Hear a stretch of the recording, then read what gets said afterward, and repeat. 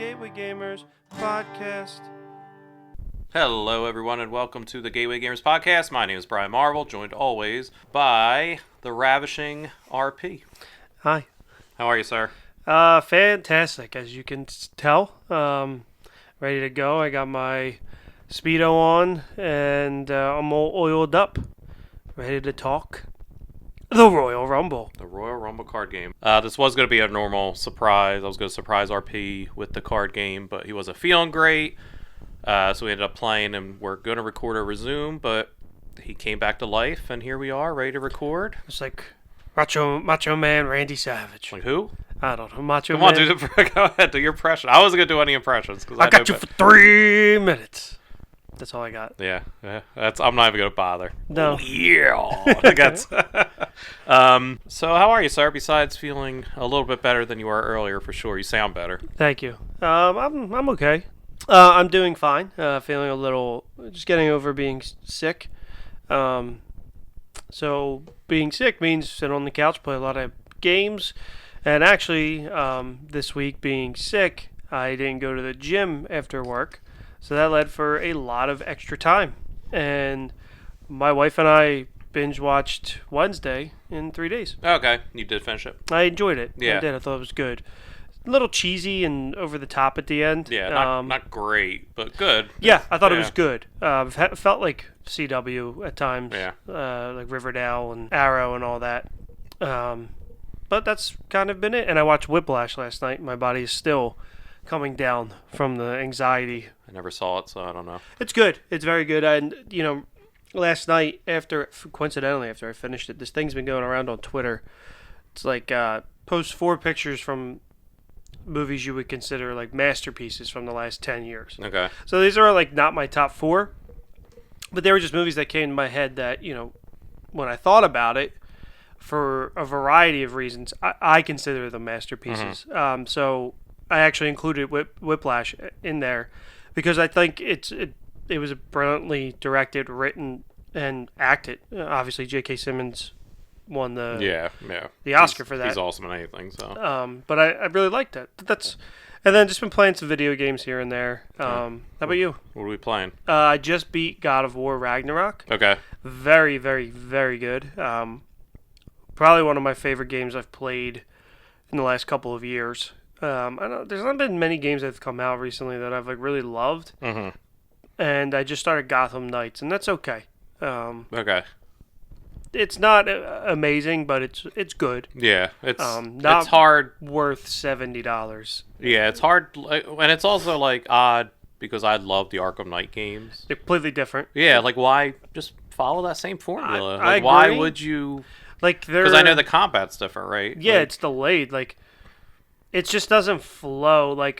On the screen, it flows, but in terms of button mashing, it doesn't flow. Yeah, and Arkham games started it, and Spider-Man continued it of how to do a fighting superhero video game. Yeah, dodging and all that. Yeah, and it's a little wonky, but the graphics are fantastic, and then the customizable suits are all really, really cool. So there's a lot to like. There's not overly complicated missions or side missions, but it's a game that I'm glad that I got for Christmas, and the person who bought it for me, I know they didn't pay full price, so that makes me happy. It's not a $70 game. It's like a $40 or $50 value in my mind. Okay. But I was hooked on it. I played the other day. I played for 8 hours, 7 hours. So you're getting your money's worth. Yeah, absolutely. You got it for free, so. Yeah, true. But it's good, not great, and nothing will top those Arkham games. Yeah, for sure.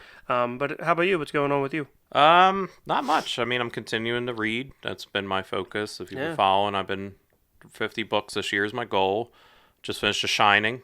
Which is number 5 for you? That was 4. I'm on 5 now, but yeah, I finished The Shining, it was good.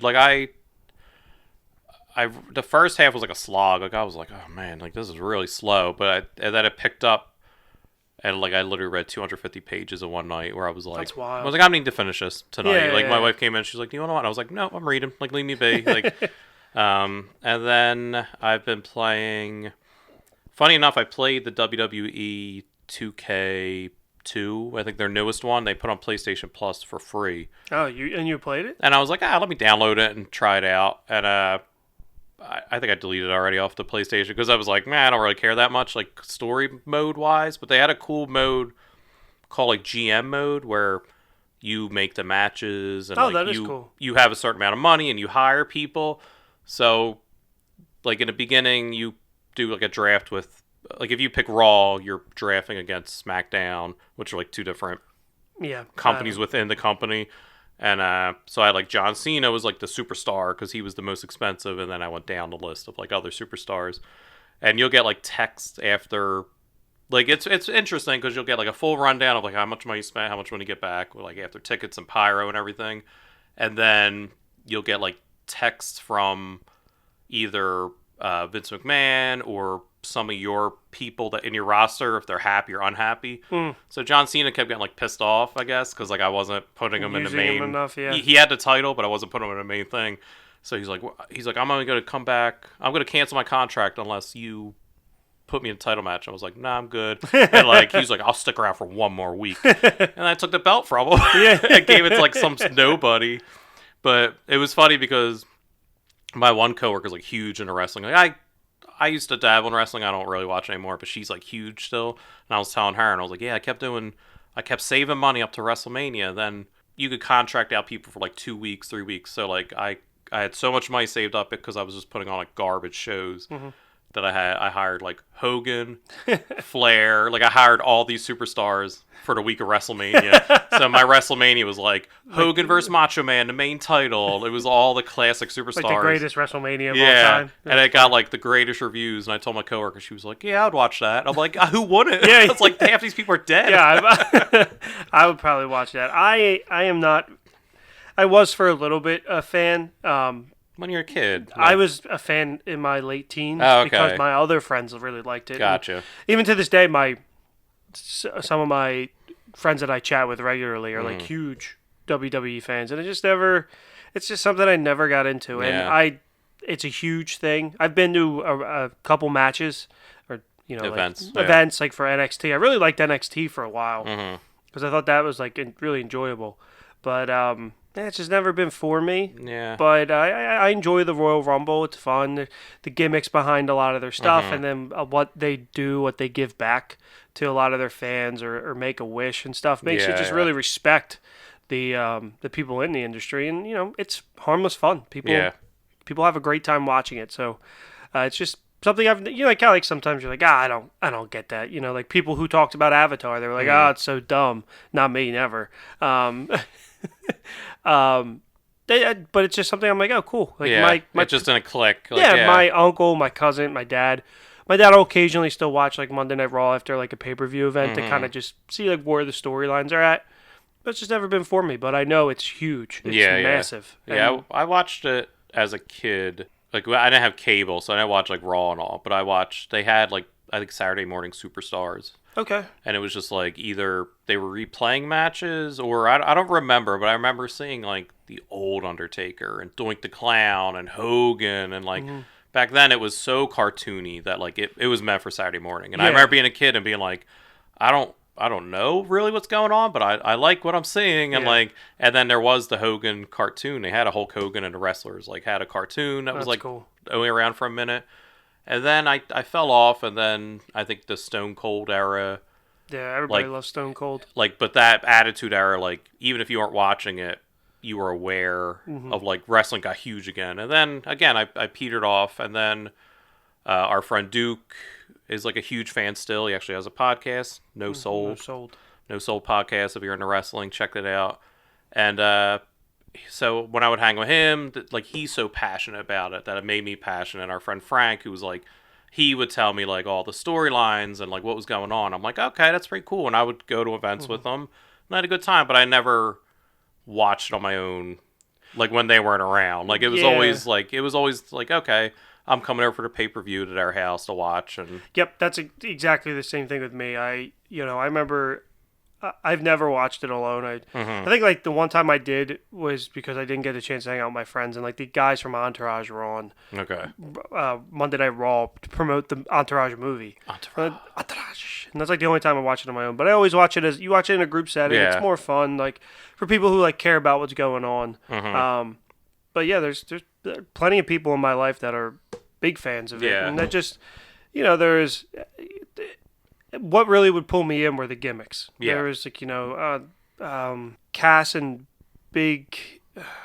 Little Cass and I forget the heck their name. They were his thing was like a certified G and a bona fide stud, and you can't teach that. Like he got canceled. He did some bad stuff. Like, but that like I had his T-shirt. I'm gonna bring up the one guy who we can't talk about. That's the guy that pulled me in. He was like that's when I was like he had like a whole thing. See, my pulling was Doink the Clown, a guy who dressed like a clown. That's our different brains. But that's the era I got into, and then it was something that came and went real quick with me. And, but it's fun to watch, and a friend of ours does a Royal Rumble, like lotto kind of, like you draw a number, and then everybody puts up $1, and whoever it's fun. Win. So it's fun, but it's not for me. But so this was an interesting game to hit the table. Yeah, so let me give you some stats, and then we'll kind of get into the game. What about a little back of the box? Back of the box? Sure. We'll do back of the box. Enter the ring as a WWE legend. Face off against your rivals in the WWE Legends Royal Rumble card game. Use electrifying attacks and signature finishing maneuvers to eliminate your opponents. New legends enter the Rumble as others are thrown over the top rope. Can you survive the brawl to remain the last man standing? So I'll give you some stats on WWE Legends Royal Rumble card game. It's a long title. Came out in 2020. It plays for 2 to 10 players, and plays for about 30 to 45 minutes. We didn't have that experience because I think we were just playing 2 players. I think if there's more players, then yes, this would have been longer. 8 and up, which I think is about right because there's not too much reading. Weight complexity is like a 1 out of 5 according to BGG, which is about right. And that's kind of it. I found this game at Ollie's for like $5. So, you're going the whole thing? Yeah. So Brian actually owned this game previously and gave it to our friend Duke, who has a comic book store and has the No Sold podcast, and is a huge wrestling fan. So he gave it to him as a purge, one of my purge, and the dude rebought it. I guess it's a podcast gimmick, but Ollie's had it on sale for like $7, and then you got it for like $3, right? Yeah, it was like I had a coupon, and then all their games were like 35% off after the holidays. So I was like, well, I could literally just throw this game out after I'm done. Yeah, because maybe if we had more friends who were big that we hung out with a lot or gamed with that are big wrestling fans, I could see you bringing this out maybe more often because it's an easy game.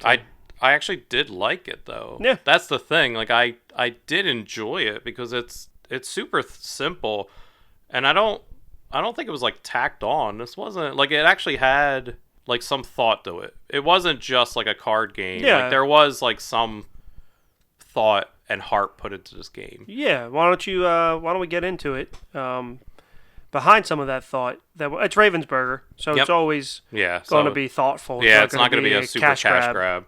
But there's 30 different superstars in the game from all the eras of WWF or E, depending on what you know it as. So you have classics like $1 Million Man. You have the newer ones like Stone Cold. We got old school Bret, the Hitman Hart, Goldberg, Honky Tonk Man, Hulk Hogan. Looking awful. The worst picture they could have picked of Hulk Hogan. Jake the Snakes, Mr. Perfect. We got Eddie Guerrero, Sting, Ultimate Warrior, Dusty Rhodes.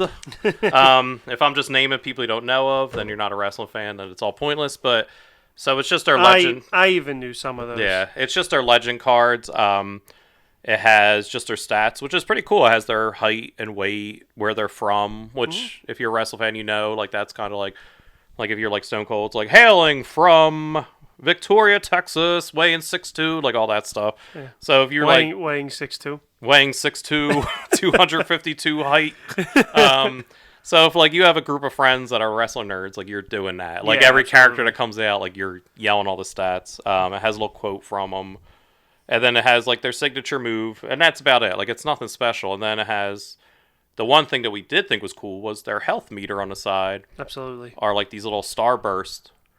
And when you play the cards to attack them, you're putting the cards. You line it up with. You line them up with the starburst, and that's their health. Like I thought that was a very cool way to kind of keep track of health. So with the Legends cards too, you know, they have the health, and then there's a stock photo of them. This is the one time where I actually think the stock photo makes the most sense. Yeah, absolutely. I have no problem with stills in this game. This is where it should be used. Something like this game.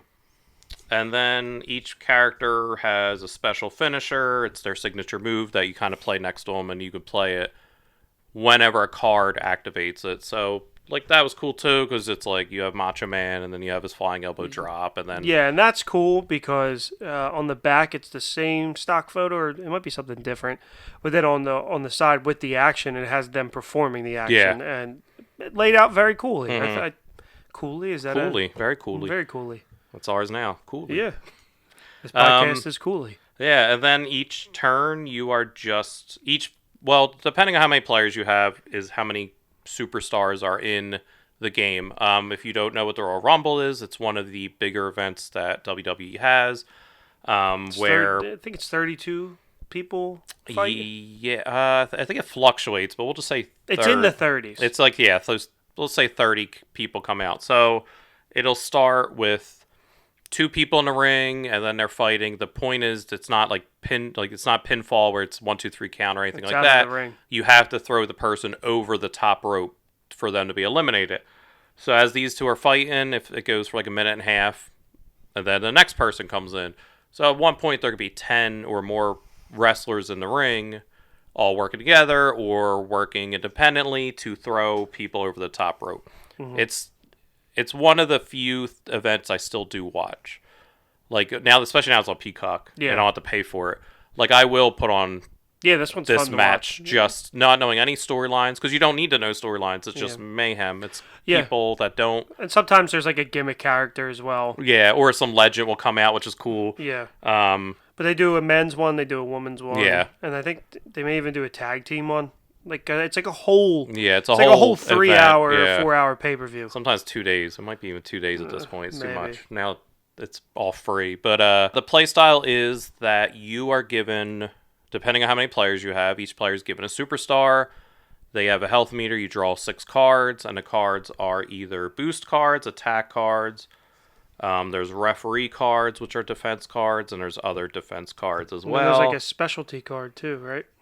Yeah, then there's like certain intervene or stop you from getting thrown over the rope somehow, yeah. And on your turn, you simply play one card. So you play an attack card with a boost card or a defense card. Or you can even choose not to attack that turn. And you could discard. Breather, right? Yeah, you take a breather. You could discard as many cards as you want. And then you redraw at the end. So it's good to get rid of cards you don't want, but you're also leaving yourself to be open to being attacked. So we only played as 2 players, but normally in a normal game, you direct your cards to who you're attacking. So there might be a chance where you don't get attacked, so taking a breather isn't as big of a risk. Taking a breather 2 players, obviously, is you're going to hit. Yeah, absolutely. Unless the other player coincidentally takes a breather as well. Takes a breather at the same time. I think that's interesting. This game with more players is definitely probably a lot more fun, a lot more chaotic. So you just kind of play these attack cards. So I have an attack card in front of me right now. Back body drop. It's an attack, a move, and it has a speed of 5. So speed matters because that's who's attacking first. And that kind of matters if I do an attack first and knock someone out, they're not attacking me. So that's kind of all the speed does. And then once in a while they'll have extra things at the bottom, like text. It'll be like, if you do this move, you can do an extra strike. So there's one, it's a Ric Flair signature chest smack. Chest strike. It's called something specific. Yeah. And it's like if you successfully hit with the strike, you could play another strike. And I think as long as if you have like 4 in your hand, you could play all 4. They're low attack hits. Yeah, it's like it's only 2. Yeah, but it's like some people two or three of those in a row, three of those in a row could knock them out. So I think it's interesting. Like you can boost, you can do with a chair, which will give you 2 extra damage. You could do, I think the one's like a drop kick attack with something else, and it raises the speed of the attack, so that attack could attack first. Yeah. So again, like it's simple. Like it's nothing complicated. It's literally just like play an attack card.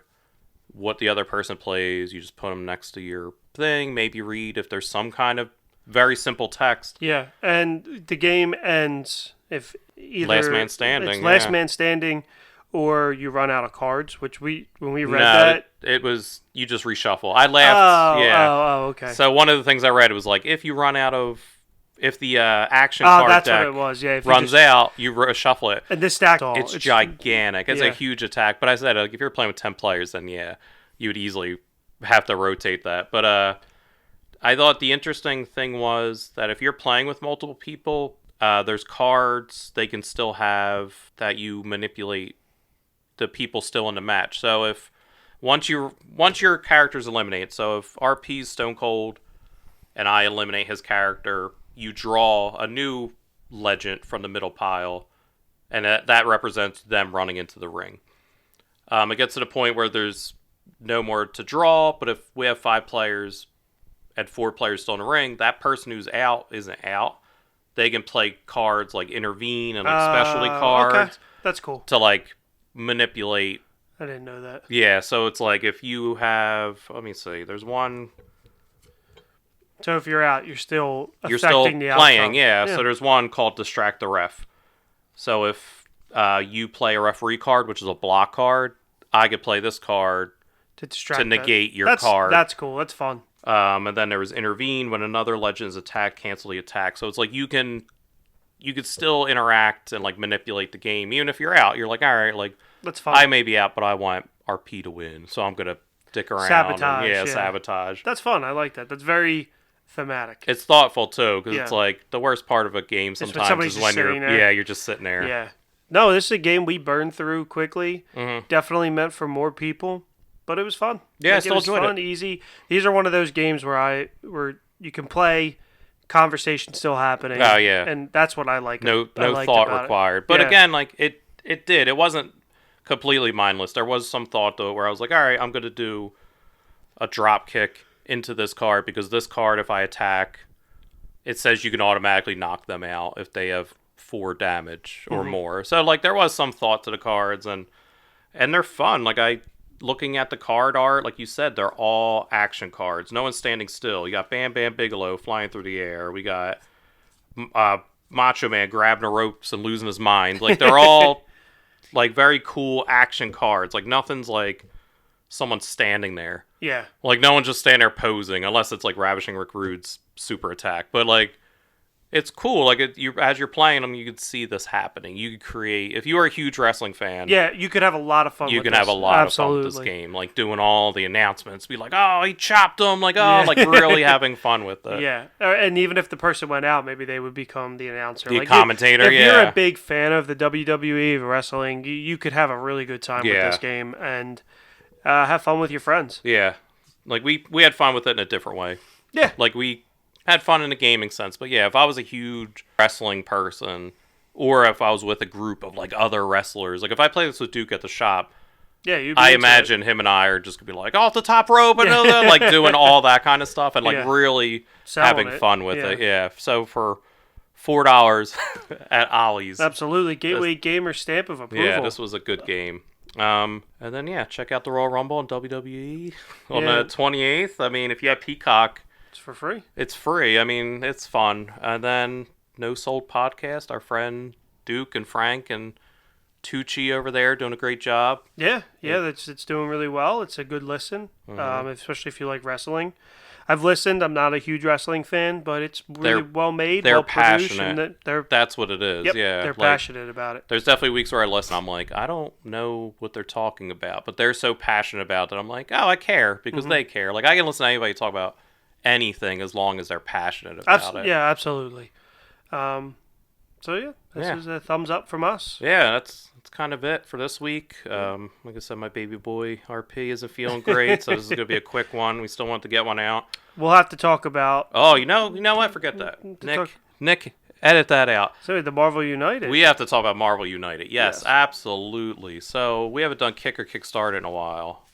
It's time for Kick or Kickstart It.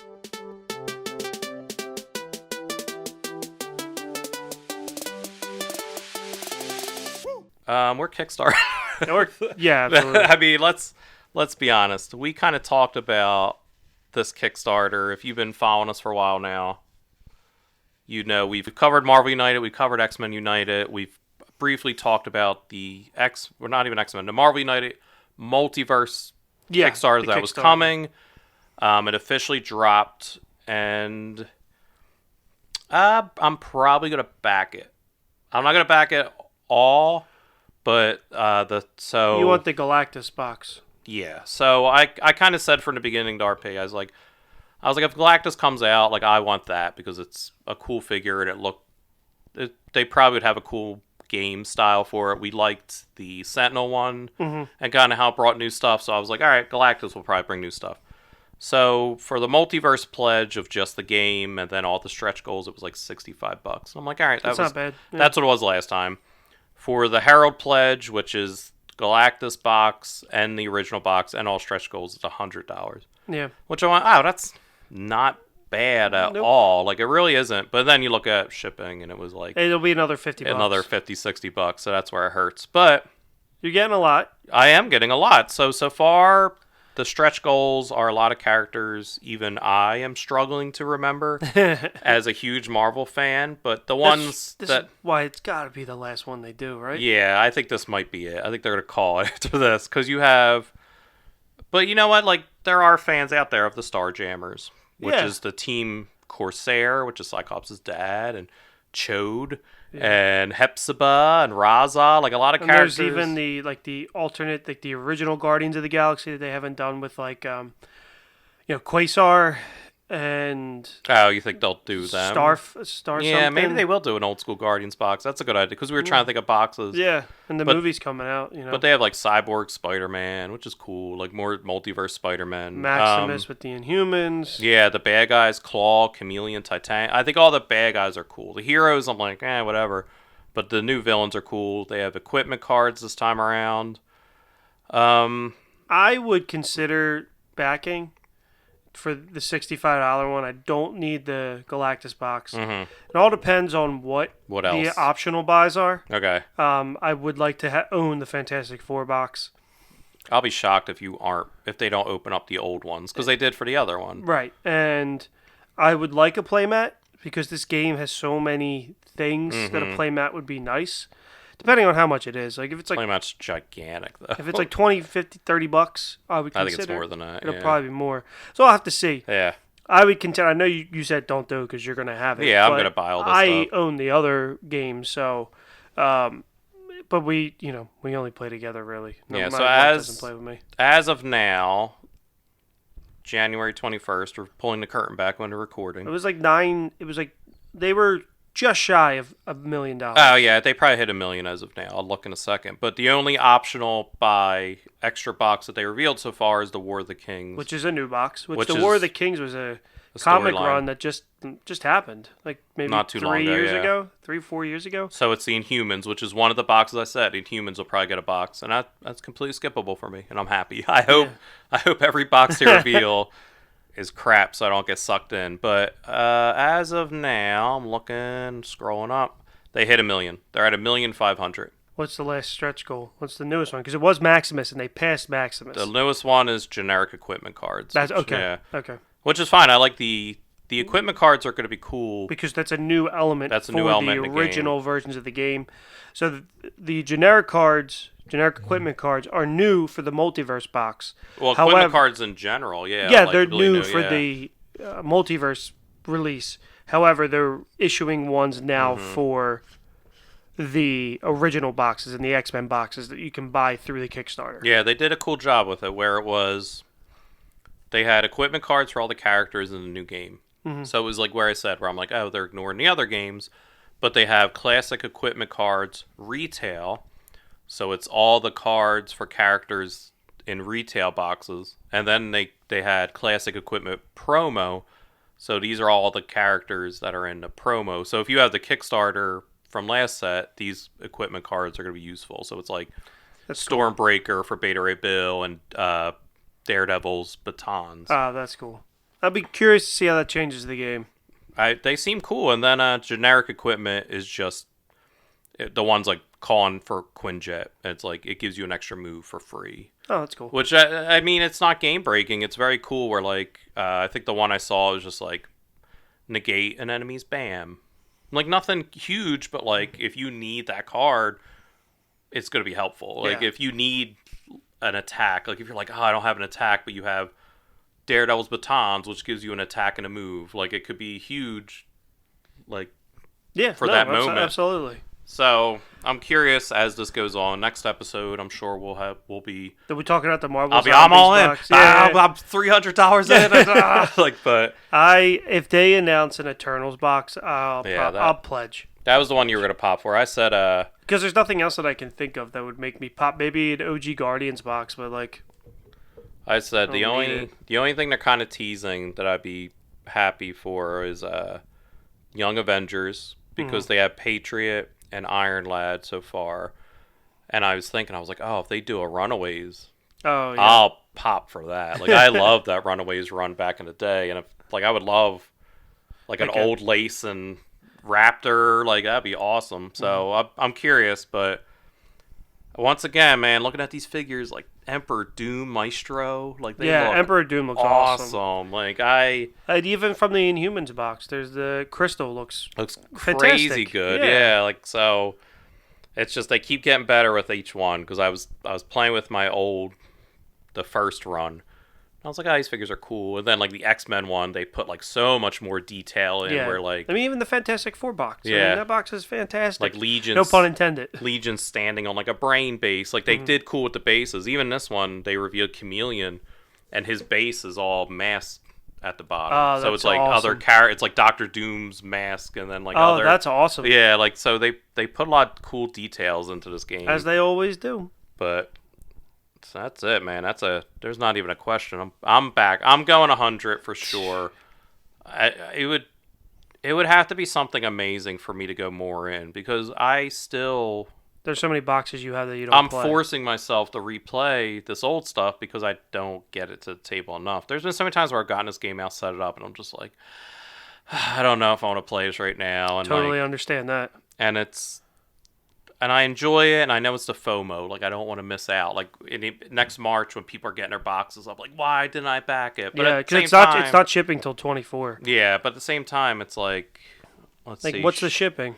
Shipping for just the Multiverse box and all that stuff is, like, they're saying $33 to $44. And the reason they're being very vague is because if you remember their... Zombie side debacle where they said one price and then raised it a bunch, and then for the Herald, so just Galactus is like $50. Yeah, so you're gonna be paying a lot. So I'm looking at least probably $200. Another 100. Yeah, just for shipping at the end of the day. So that's tough to kind of justify a game that I don't really need. Yeah, like get to the table enough. Yeah, but you need Galactus. If you didn't get him, you would be kicking yourself. Oh, yeah. Well, I said I was like, Galactus is the one that's going to get me if they make them. And if you decide, one day I don't want... You could flip this game. Well, you decide one day... Absolutely. You know what? I made a mistake. I was looking at eBay and just like... Just the Fantastic Four box goes for like $100. Just characters. Yeah. From... Like $10, $15. Like, yeah. Like, I think a Punisher alone from the first wave goes for like $20. Yeah. Just him and the cards. So it's like I can flip all these characters. Like, let's see. I don't care about Hepzibah. I could sell her. Chode. There's a guy named Chode. I could sell him. Claw's cool, though. Nah, the villain's out. I thought Claw wasn't in the Black Panther box, was he? Mm-hmm. They did Killmonger was the villain, yeah. So, that's it for... Well, they're going to make a ton of money. Yeah. I'm curious how much it makes compared to the last ones. Yeah, it's going to make a ton just from me. Yeah. So. And if you are backing it, let us know. Yeah, let us know how you feel, or what set, or what characters or boxes you want to see, or what characters you're questioning why they're including. 'Cause, Right. like I said, the one girl's M. I was like, I'm a huge comic book fan. I don't know who M is. Right. Like, but so that's it. That's officially it for this episode. Yeah, as always, Nati Kame, I see you. Mm-hmm.